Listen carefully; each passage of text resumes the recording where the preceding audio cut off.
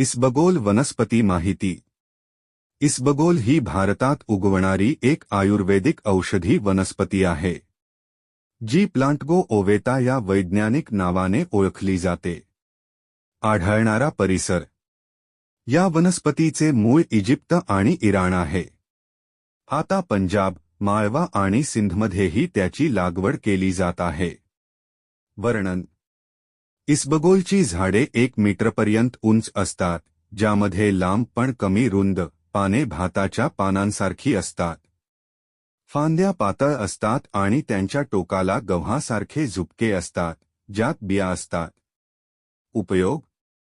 तिच्या बियांपासून मिळणारी भुसी मुख्यत्वे पचनसंस्थेच्या विकारांवर, जसे की बद्धकोष्ठता आणि अतिसार, तसेच रक्तातील साखर नियंत्रणासाठी वापरली जाते.